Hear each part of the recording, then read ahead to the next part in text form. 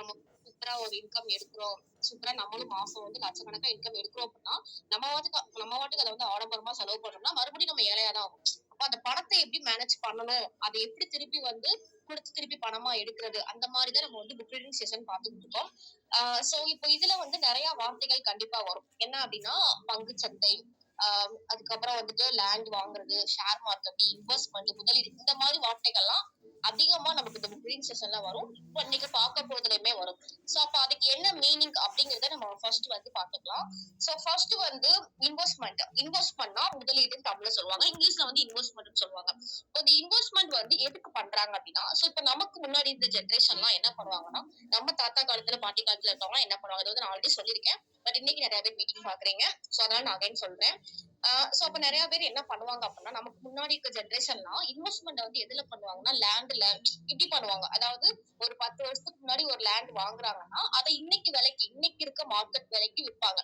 For example இப்போ jewellery, தங்கம்லாம் வந்துட்டு விலை வந்து கூடிக்கிட்டே இருக்கு. கரெக்டா? சோ முந்திலாம் வந்து ஒரு பவுனே வந்துட்டு 1000 ரூபாய் தான் இருக்கும். பட் இப்ப வந்து 68,000 வரைக்கும் வந்துருச்சு. அப்ப மிந்தி அந்த 1000 ரூபாய் இருக்கும்போது நம்ம நிறைய பவுன் வாங்கி வச்சு, இப்ப அத நம்ம வந்து விக்கிறோம் அப்படின்னா, நமக்கு இன்னைக்கு இருக்கிற மார்க்கெட் வேல்யூக்கு நமக்கு கொடுப்பாங்க. கரெக்டா? அப்போ இதுதான் வந்து பணம் போட்டு எடுக்கிறது. இதுதான் வந்து இன்வெஸ்ட்மெண்ட்னு சொல்றாங்க. இதே மாதிரி ஷேர் மார்க்கெட்ல எப்படி இன்வெஸ்ட் பண்றாங்க அப்படின்னா, சேம் வந்து லேண்ட் மாதிரி தான். ஷேர் மார்க்கெட்ல இன்வெஸ்ட் பண்ணும்போது ஒரு நல்ல கம்பெனியா வந்து ஃபர்ஸ்ட் பாத்துக்குவாங்க. ஃபார் எக்ஸாம்பிள் இப்போ இந்த மாதிரி கம்பெனியை வந்து நமக்கு ஃபர்ஸ்ட் வந்து பாத்துக்குவாங்க. அந்த கம்பெனி அடுத்த ஒரு 5 வருஷத்துக்குள்ள எப்படி வளரும் அப்படிங்கிறத பார்த்துட்டு ஒரு ரூபாயோ, 500 ரூபாயோ, 1000 ரூபாயோ இன்வெஸ்ட் பண்ணுவாங்க. டைரக்டா இவங்க இன்வெஸ்ட் பண்ண மாட்டாங்க. அதுக்குன்னு சொல்லிட்டு நிறைய புரோக்கர்ஸ் இருப்பாங்க. இப்ப எப்படி வந்து லேண்ட் விற்கிறதுக்குலாம் புரோக்கர்ஸ் இருக்காங்களோ, அதே மாதிரி ஷேர் மார்க்கெட்லயும் புரோக்கர்ஸ் இருப்பாங்க. அவங்ககிட்ட கொடுத்து விற்பாங்க. சோ இதுதான் வந்துட்டு share market.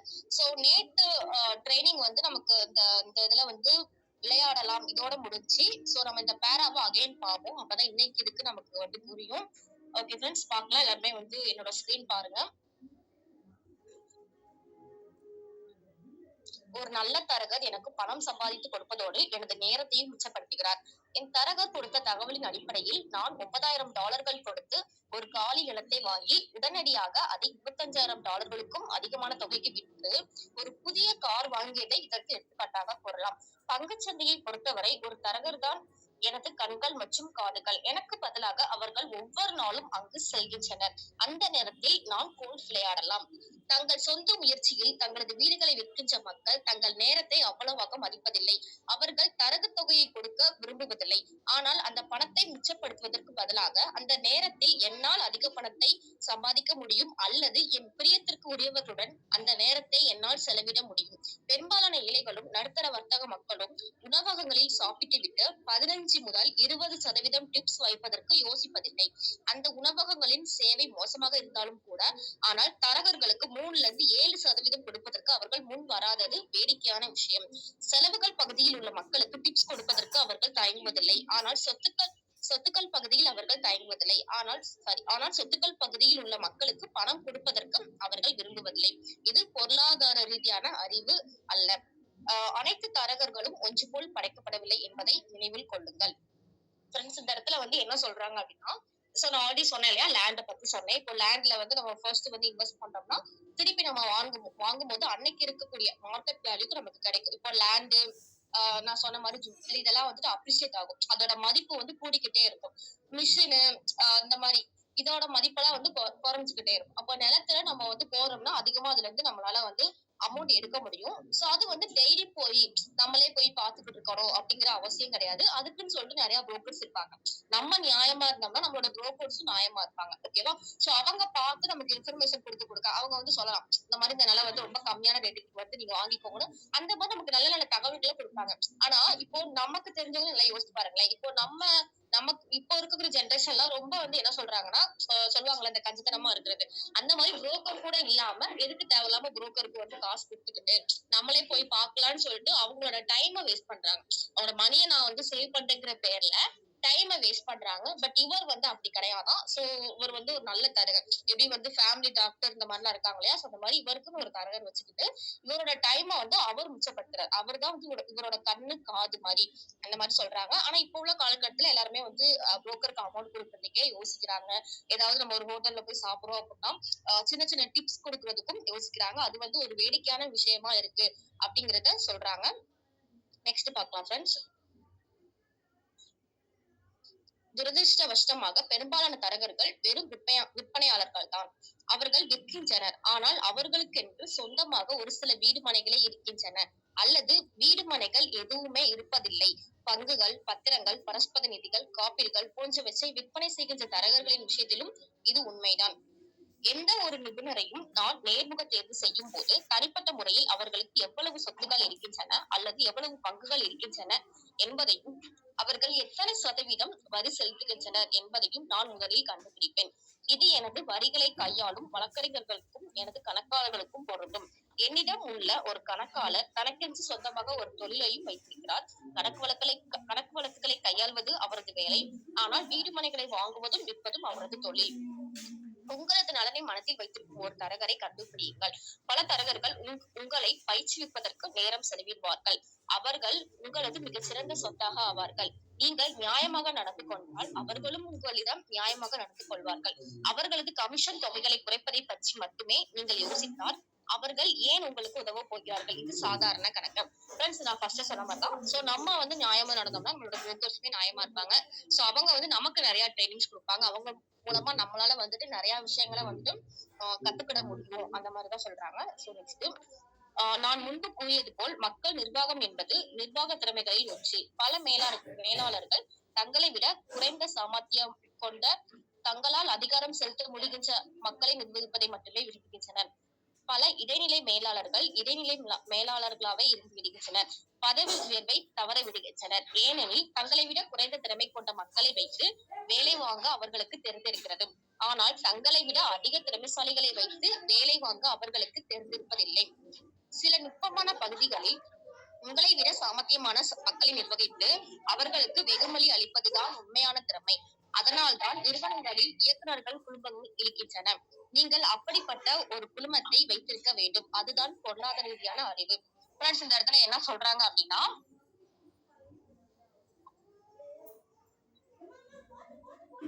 Sorry friends, okay friends, இந்த இடத்துல என்ன சொல்றாங்க அப்படின்னா,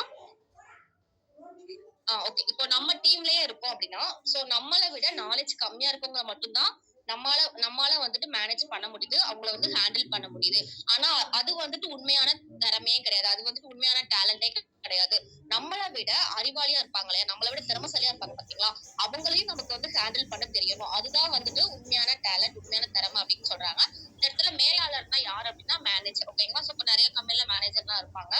அவங்க வந்து அவங்களுக்கு கீழே சும்மா ஒண்ணுமே தெரியாது பாத்தீங்களா, அவங்கள தான் வேலை வாங்கிட்டே இருப்பாங்க இல்லையா, அவங்கள விட நல்லா வேலை பார்ப்பாங்க. அவங்கள வந்து அவங்களுக்கு வந்து வேலை வாங்க தெரியாது. ஆனா அதுதான் வந்து உண்மையான டேலண்ட் அப்படிங்கறத இந்த இடத்துல சொல்றாங்க. ஒருவேளை அவங்க அப்படி பண்ணா கண்டிப்பா அவங்க அடுத்தடுத்த ப்ரொமோஷன் வந்து வாங்கிட்டு மேல மேல போகலாம், அந்த மாதிரி சொல்றாங்க. ஓகே ஃப்ரெண்ட்ஸ், நெக்ஸ்ட் பார்ப்போம். ஒன்றும் செய்யாமல் எதையாவது பெரும் சக்தி செவ்விந்தியர்களை போல கொடுங்கள். மக்கள் முதலில் ஐரோப்பாவில் இருந்து அமெரிக்காவில் குடியேறிய போது செவ்விந்தியர்களின் சில கலாச்சார பழக்க வழக்கங்கள் அவர்களுக்கு அதிர்ச்சி அளித்தன. எடுத்துக்காட்டாக, புதிதாக குடியேறி வந்திருக்கும் ஒரு நபருக்கு குளிர் எடுத்தால் செவ்விந்தியர்கள் அவருக்கு ஒரு கம்பளியை கொடுப்பார்கள். அது தனக்கு கொடுக்கப்பட்ட பரிசு என்று அவர் தவறாக நினைத்துக் கொள்வார். பின்னர் அதை அவர்கள் திருப்பி தருமாறு கேட்கும் போது அவரது மனம் உட்படுகிறது. அவர் அதை திருப்பி கொடுக்க விரும்பவில்லை என்பதை உணர்ந்த போது செவ்விந்தியர்களும் மனம் நொந்தனர். இது கலாச்சார ரீதியான ஒரு தவறான புரிதலாகும். சொத்துக்களை பொறுத்தவரை செவ்விந்தியர்களைப் போல இருப்பது செல்வத்திற்கு இன்றியமையாதது. கை தேர்ந்த முதலீட்டாளர்களின் முதல் கேள்வி, எவ்வளவு விரைவாக என் பணம் எனக்கு திரும்ப கிடைக்கும் என்பதால்தான் இருக்கும். இலவசமாக தங்களுக்கு எது கிடைக்கும் என்பதையும் அவர்கள் தெரிந்து கொள்ள விரும்புகின்றனர். அதனால்தான் முதலீட்டின் மீதான பதிலீடு மிக முக்கியமானதாக ஆகிறது. இந்த இடத்துல என்ன சொல்றாங்க அப்படின்னா, சோ ஃபர்ஸ்ட் வந்து ஐரோப்பாவில இருந்து அமெரிக்காவில வந்து குடியேறினப்ப, ஓகேங்களா, சோ ஐரோப்பால இருக்கவங்க வந்துட்டு அமெரிக்காவுக்கு போனப்ப நம்ம செவ்விந்தியர்கள், இந்தியர்கள்னா நம்ம தான். சோ வந்து குளிர்ச்சுன்னா நம்ம என்ன பண்ணுவோம், கம்பளி போர்வை எடுத்து போத்திக்கிறோம். அதே மாதிரி அவங்களுக்கும் கம்பளி போர்வை கொடுக்கும் போது அது வந்து அவங்களுக்கு கொடுத்த கிஃப்ட் நினைச்சு அவங்க தப்பா புரிஞ்சுக்கிட்டாங்க. திருப்பி கேட்கும் போது அவங்க மனசும் புண்பட்டுச்சு, நம்ம செவ்விந்தியர்கள் மனசும் புண்பட்டுச்சு. அப்போ இது வந்து ஒரு தவறான புரிதல். இதே மாதிரிதான் இப்ப நம்ம சொத்துக்கள் இருக்கிறதுலயும் இருக்கணும். அதாவது என்ன சொல்றாங்கன்னா, ஒண்ணுமே செய்யாம நமக்கு வந்து அமௌண்ட் வரணும்னு சொல்லிட்டு நிறைய பேர் நினைக்கிறாங்க. அதனாலதான் வந்துட்டு ஷேர் மார்க்கெட்ல எல்லாம் வந்து இன்வெஸ்ட் பண்றாங்க. இப்போ ஒருத்தவங்க புதுசா ஷேர் மார்க்கெட்ல இன்வெஸ்ட் பண்ண வராங்கன்னா அவங்க ஃபர்ஸ்ட் வந்து என்ன கொஸ்டின் கேட்பாங்கன்னா, எனக்கு எவ்வளவு சீக்கிரம் வந்து அமௌண்ட் கிடைக்கும், அதுதான் வந்து ஃபர்ஸ்ட் கொஸ்டினா கேக்குறாங்க.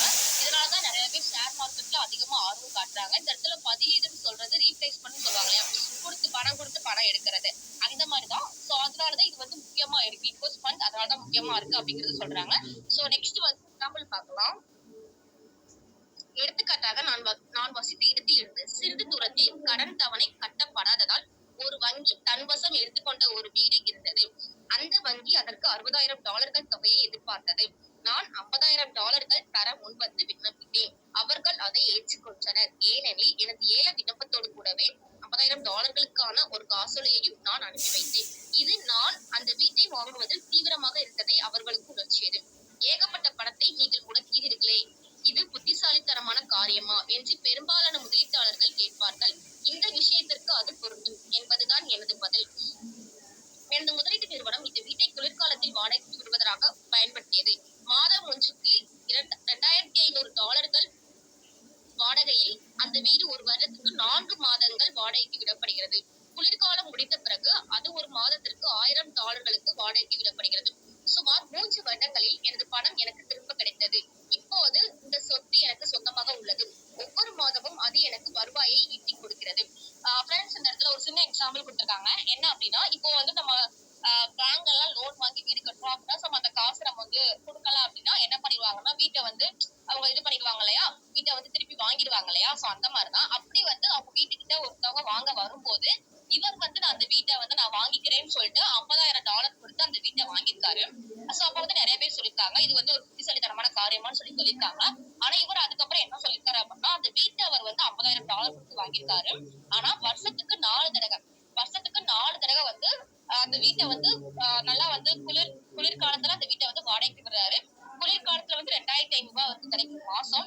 அதுவே மீதி வந்து ஒரு 8 மாசம் வந்து மாசம் $1,000 கிடைக்கும். ஓகேங்களா. அப்ப கிட்டத்தட்ட வந்து வருஷத்துக்கே $18,000. அப்ப 3 வருஷத்துலயே அவர் போட்ட காசு அவர் திருப்பி எடுத்துறாரு. ஏன்னா 3 வருஷத்துலயே $54,000 வந்துரு. அவர் கொடுத்தது என்னமோ $50,000 தான். ஆனா 3 வருஷத்துலயே $54,000 வந்து அவர் திருப்பி வாங்கிடுறாரு. ஓகேவா. அப்போ இதுதான் வந்து சாமானியத்தனம் சொல்றது. ஓகேவா. சோ இந்த மாதிரி குறைஞ்ச அமௌண்ட்ல வாங்கி பின்னாடி நமக்கு அது பாட்டுக்கு வந்துகிட்டே இருக்கும், வட்டி மாதிரி வந்துகிட்டே இருக்கும். ஆல்ரெடி இந்த எக்ஸாம்பிள் வந்து சொல்லிருப்பேன். ஒருத்தவங்க உங்களுக்கு வந்து 5 லட்சம் தாரேன்னு சொல்றாங்கன்னா அது முக்கியமா, இல்லாட்டி மாசம் 50,000 தாரேன்னு சொல்றாங்கன்னா அது முக்கியமான்னு கேட்டா, அந்த 5 லட்சம் தந்தாங்கன்னா அந்த 5 லட்சத்தை நம்ம பிக்ஸ்ட் டெபாசிட் பண்ணும்போது மாசம் அதுல ஒரு 10% வட்டின்னு வச்சாலும் மாசம் நமக்கு 50,000 வந்துகிட்டே இருக்கும். ஓகேவா. அதுதான் வந்து நமக்கு நிரந்தர அமௌண்ட். ஓகேவா. சோ அந்த மாதிரிதான் சேம் எக்ஸாம்பிள் இவர் வந்து கொடுத்திருக்காரு. சோ நெக்ஸ்ட் வந்து என்ன கொடுத்திருக்காரு அப்படின்னா, கை தேர்ந்த முதலீட்டாளர்களின் முதல் கேள்வி எவ்வளவு விரைவாக என் பணம் எனக்கு திரும்ப கிடைக்கும் என்பதாகத்தான் இருக்கும். பங்குகளையும் நான் இது போலவே கையாள்கிறேன். ஏதேனும் ஒரு நிறுவனம் ஒரு புதிய பொருளை அறிமுகப்படுத்தும் போதோ அல்லது வேறு ஏதோ ஒன்றை செய்யும் போதோ அந்நிறுவனத்தின் பங்கு விலை அதிகரிப்பதற்கான வாய்ப்பு நிலவும் போது எனது தரகர் என்னை அழைத்து ஒரு கணிசமான தொகையை அந்நிறுவனத்தின் பங்குகளில் முதலீடு செய்யுமாறு எனக்கு பரிந்துரைப்பார். ஒரு வாரத்திலிருந்து ஒரு மாதம் வரை நான் என் பணத்தை அதில் விட்டு வைப்பேன். அந்நிறுவனத்தின் பங்கு விலை அதிகரிக்கும் போது நான் முதலில் முதலீடு செய்த பணத்தின் மதிப்பிற்கு ஈடான பங்குகளை விற்று மீதி பங்குகளை அப்படியே வைத்துக் கொள்வேன். பிறகு பங்கு சந்தையின் ஏற்ற இறக்கங்களை பற்றி கவலைப்படாமல் இருந்து விடுவேன். ஏனெனில் நான் முதலில் போட்ட பணம் எனக்கு திரும்ப கிடைத்துவிட்டது. இப்போது அது இன்னொரு சொத்தின் மீது வேலை செய்து கொண்டிருக்கிறது. என் பணம் உள்ளே போகிறது, பிறகு வெளியே வருகிறது. ஆனால் விலை ஏறியதால் செலவே இல்லாமல் ஒரு சொத்து எனக்கு சொந்தமாகி விடுகிறது. ஃப்ரெண்ட்ஸ், இந்த இடத்துல என்ன சொல்றாங்கன்னா, நான் ஃபர்ஸ்டே சொன்னேன் இல்லையா, ஷேர் மார்க்கெட்னா என்னன்னு சொல்லி சொன்னேன் இல்லையா. இப்ப எப்படி இவர் வந்து வீடை வாங்கினாரோ அதே மாதிரிதான் ஷேர் மார்க்கெட்ல வந்து ஷேரை கொடுத்துறாரு. ஷேர் மார்க்கெட்ல வந்து ஷேர் வந்து அதாவது அந்த கம்பெனி வந்து நல்ல கம்பெனியா இருக்கு, ஃபியூச்சர்ல நல்லா வளரும் அப்படின்னு சொல்லிட்டு அதை வந்து புரோக்கர் பார்த்து இவருக்கு சொல்லும் போது ஒரு குறிப்பிட்ட பங்கை வந்து வாங்கிடுவாரு. ஓகேவா. சோ அது வந்து லாஸ்ட்ல போகக்குள்ள திருப்பி அவர் போட்ட அமௌண்ட்டுக்கான மீதி பங்கு வாங்கிடுவாரு. இப்போ அவர் வந்துட்டு ஒரு 10 ஷேருக்கு அவர் அமௌண்ட் போட்டு கொடுக்குறாரு, இன்வெஸ்ட் பண்றாரு அப்படின்னா அவர் வந்து போட்ட அமௌண்ட் அந்த கம்பெனி கொஞ்சம் நல்லா போகும் பாத்தீங்களா, அந்நேரம் அவர் போட்ட அமௌண்ட்டுக்கான ஷேரை திருப்பி வாங்கிடுவாரு. மீதி ஷேர் அது வாட்டுக்கு வேற ஒரு சொத்துக்கு வேலை செய்யும். லாஸ்டா வந்து இன்னும் அந்த கம்பெனி வந்து பெரிய அளவுக்கு போகும்போது அந்த மீதி பங்குகளுக்கான ஷேர் வந்து இவருக்கு கிடைக்கும் அப்படிங்கறத அவர் சொல்றாரு. நான் சொல்றது புரியும் நினைக்கிறேன். இப்போ ஃபார் எக்ஸாம்பிள், இப்போ ஒரு கம்பெனி வந்து நல்லா போய்கிட்டு இருக்கு அப்படின்னா ஒரு 10 ஷேரை வந்து காசு கொடுத்து வாங்கிடுறாரு.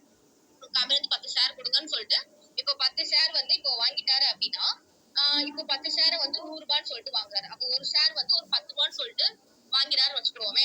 இப்ப 10 ஷேர் வாங்கிட்டாரு அப்படின்னா அந்த கம்பெனி நாளைக்கு ஒரு நல்ல பொசிஷன்ல இருக்கு. அப்ப வந்து ஒரு ஷேர் வந்து ஒரு $50 அப்படின்னு சொல்லிட்டு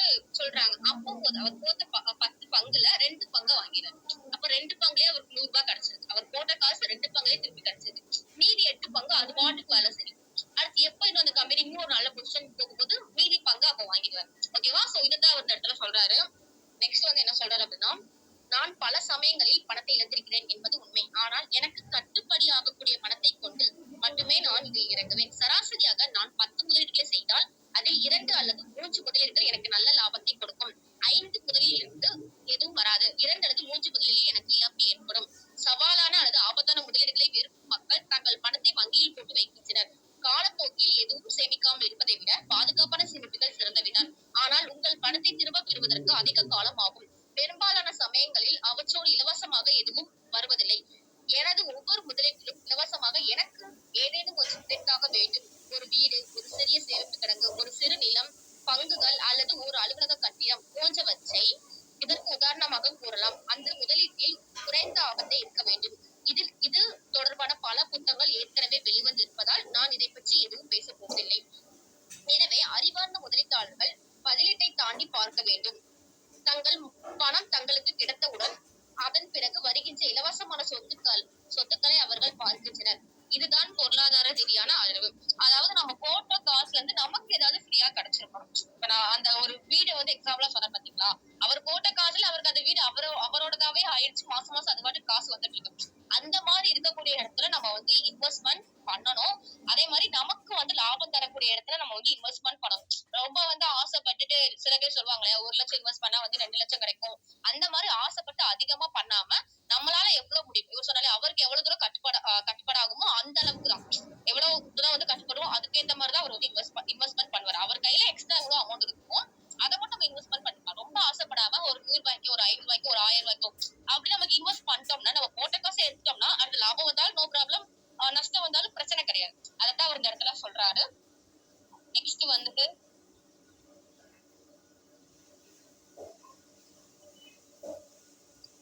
ஓகே ஃப்ரெண்ட்ஸ், நெக்ஸ்ட் வந்து என்ன சொல்றாங்க அப்படின்னா, என்னோட வாய்ஸ் ஆடியோ இருக்கும்னு நினைக்கிறேன். ஸோ எனக்கு பேக்ரவுண்ட் வந்து ரொம்ப சத்தம் கேட்டுச்சுன்னா யாராவது சொல்லுங்க. ஓகே. ஒருமித்த கவனத்தின் சக்தி, சொத்துக்களை பயன்படுத்தி ஆடம்பர வசதிகளை வாங்குங்கள். ஓகே ஃப்ரெண்ட்ஸ், இதுக்குமே ஒரு எக்ஸாம்பிள் கொடுத்துருப்பாங்க. நம்ம அந்த எக்ஸாம்பிள் மட்டும் பார்த்துட்டு இன்னைக்கு மீட்டிங் வந்து நம்ம எண்ட் பண்ணிக்கலாம். என் நண்பர் ஒருவரின் 16 வயது மகன் அளவுக்கு அதிகமாக செலவு செய்யும் பழக்கத்தை கொண்டிருந்தான். அவன் தனக்கு சொந்தமாக ஒரு கார் வாங்க விரும்பினான். என்னுடைய நண்பர்கள் அனைவரின் பெற்றோரும் தங்கள் குழந்தைகளுக்கு கார் வாங்கி கொடுத்துள்ளனர் என்பதுதான் அதற்கு அவன் கூறும் சாக்குப்போக்கு. அவன் தனது சேமிப்பிலிருந்து பணத்தை எடுத்து தான் வாங்கிவிருந்த காருக்கான முன்பணமாக அதை பயன்படுத்த விரும்பினான். அது விஷயமாக அவனது தந்தை என்னை பார்த்து பேச வந்தார். அவன் தன் சேமிப்பிலிருந்து பணத்தை எடுத்து கார் வாங்க நான் அனுமதிக்க வேண்டுமா அல்லது நானே அவனுக்கு ஒரு காரை வாங்கி கொடுத்துவிட வேண்டுமா? நீங்கள் என்ன பரிந்துரைக்கிறீர்கள் என்று அவர் என்னிடம் கேட்டார். குறுகிய காலத்திற்கு இது அவனது அழுத்தத்திலிருந்து அவனுக்கு நிவாரணம் அளிக்கும். ஆனால் காலப்போக்கில் நீங்கள் அவனுக்கு எதை கற்றுக் கொடுத்திருப்பீர்கள்? கார் வாங்க வேண்டும் என்ற அவனது ஆசையை பயன்படுத்தி ஏதேனும் ஒன்றை அவன் கற்றுக்கொள்வதற்கு அவனுக்கு உத்வேகம் ஊட்ட முடியுமா என்று பாருங்கள் என்று நான் பதிலளித்தேன். அவரது மனதில் ஏதோ ஒரு யோசனை பறிச்சிட்டு இருக்க வேண்டும் என்று நினைக்கிறேன். ஏனெனில் அவர் அங்கிருந்து புறப்பட்டு தன் வீட்டை நோக்கி வேகமாக சென்றார். ஃப்ரெண்ட்ஸ், இந்த இடத்துல என்ன சொல்ல வராங்க அப்படின்னா, இப்போ அந்த புக் எழுதினார் இல்லையா, இவரோட ஃப்ரெண்டோட மகன் வந்து ஒரு கார் வாங்கணும்னு ஆசைப்பட்டிருக்கான். அதுக்கு வந்து இவர் வந்து இவர்கிட்ட கேட்க வந்து அவரோட ஃப்ரெண்டு வந்து இவர்கிட்ட வந்து ஒரு ஆலோசனை கேட்க வந்திருக்காரு. நான் என்ன செய்ய, அவனுக்கு கார் வாங்கி கொடுக்கவா, அவன் சேமிச்சு வச்சிருந்த பணத்துல இருந்து அவனை வாங்க சொல்லவா, இல்ல நானே வாங்கி கொடுக்கவா அப்படின்னு சொல்லி இவர் கேட்டதுக்கு அவர் என்ன சொல்லிருக்காரு அப்படின்னா, நீ கார் வாங்கி கொடு, ஆனா நீ கார் வாங்கி கொடுக்கல இருந்து அவனுக்கு ஏதாவது ஒரு நல்ல விஷயத்த கத்துக்கிற மாதிரி நீ அவனுக்கு செய்யி. ஏன்னா நீ ஃபியூச்சர்ல நீ என்ன அவனுக்கு கத்து கொடுத்த அப்படிங்கிற ஒரு கொஸ்டின் இருக்கும் இல்லையா. சோ அதனால அவனுக்கு கார் வாங்கி கொடுத்தாலும் அவனுக்கு ஏதாவது கத்துக்கிற மாதிரி ஒரு விஷயத்த நீ பண்ணு அப்படின்னு சொல்லியிருக்காங்க. சோ அடுத்து என்ன சொல்றாங்கன்னு பாப்போம்.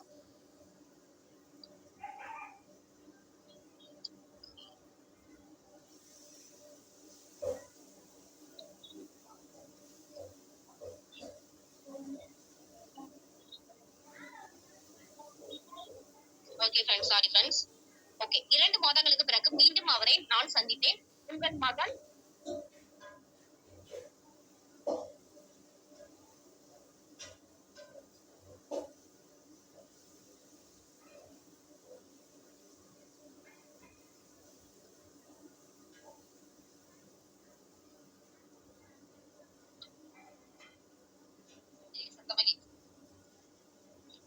ஓகே ஃப்ரெண்ட்ஸ், நெக்ஸ்ட் நம்ம பார்க்கலாம். 2 மாதங்களுக்கு பிறகு மீண்டும் அவரை நான் சந்தித்தேன். உங்கள் மகன் ஒரு புது கார் வாங்கி விட்டானா என்று நான் கேட்டேன். இல்லை, ஆனால் கார் வாங்குவதற்கு நான் அவனுக்கு $3000 கொடுத்தேன். தன் கல்லூரி படிப்பிற்காக அவன் சேமித்து வைத்துள்ள பணத்தில் இருந்து கார் வாங்குவதற்காக பதிலாக நான் கொடுத்த பணத்தை பயன்படுத்திக் கொள்ளுமாறு நான் அவரிடம் கூறினேன் என்று அவர் கூறினார். நீங்கள் தாராள மனம் கொண்டவர் தான் என்று நான் கூறினேன். உண்மையில் அப்படி இல்லை. கூடவே நான் ஒரு நிபந்தனையும் விதித்தேன் என்று அவர் கூறியுள்ளார். அது என்ன என்று நான் கேட்டேன். முதலில் நாங்கள் உங்களுடைய கேஷ் ஃப்ளோ விளையாட்டை விளையாடினோம். பிறகு பணத்தை புத்திசாலித்தனமாக பயன்படுத்துவதை பற்றி நாங்கள் நீண்ட நேரம் கலந்துரையாடினோம். அதன் பிறகு வால் ஸ்ட்ரீட் ஜேர்னல் பத்திரிகையையும் பங்குச்சந்தை பற்றிய ஒரு சில புத்தகங்களையும் நான் அவனுக்கு கொடுத்தேன். பிறகு என்ன நடந்தது? நீங்கள் அவனுக்கு என்ன நிபந்தனை விதித்தீர்கள்? நான் கொடுத்த $3000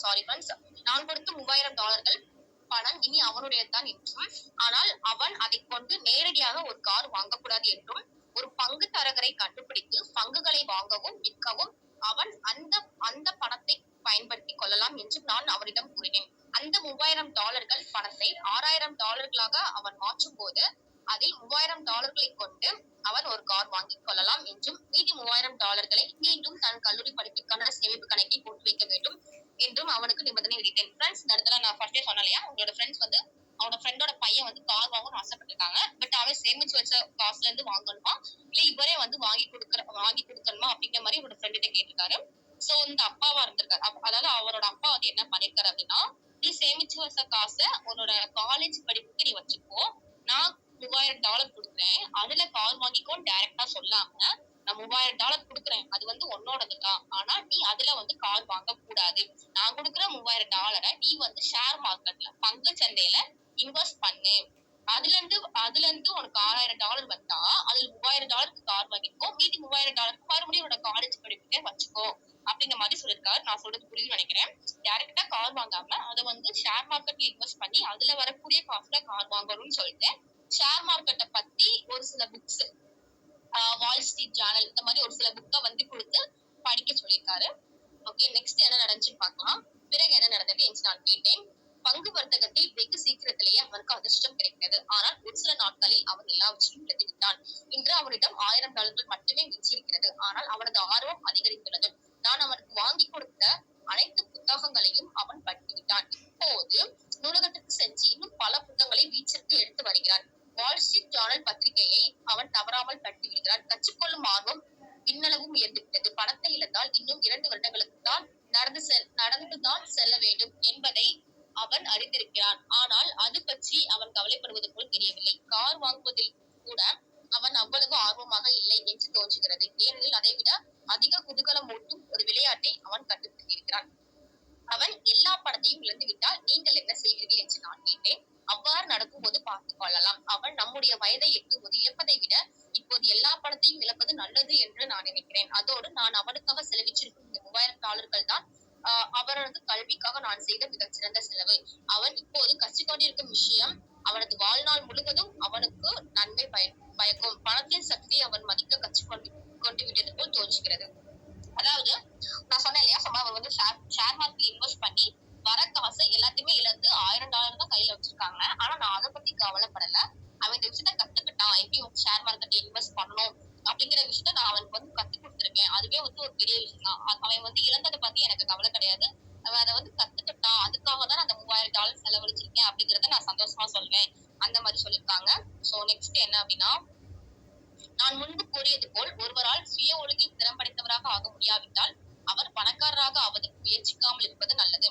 நான் ஏன் இது கூறுகிறேன் என்றால், சொத்துக்களை பயன்படுத்தி பண வரவை உருவாக்கும் செயல்முறையானது கோட்பாட்டு ரீதியாக மிகவும் சுலபமானதாக தோன்றினாலும் கூட பணத்தை சரியாக பயன்படுத்துவதற்கு தேவையான மனக்கட்டுப்பாட்டை உருவாக்குவதுதான் இதில் கடினமான விஷயம். வெளியிலிருந்து ஏற்படக்கூடிய சபலங்களின் காரணமாக இன்றைய நுகர்வோர் உலகில் செலவு செய்து மிகவும் சுலபமான காரியம். பணக்கட்டுப்பாடு பலவீனமாக இருந்தால் பணம் பயனற்ற விஷயங்களில் செலவாவது உறுதி. ஏழ்மைக்கும் பண பிரச்சனைக்கும் இதுதான் காரணம். ஓகே ஃப்ரெண்ட்ஸ், ஸோ கடைசியா என்ன சொல்றாங்க அப்படின்னா,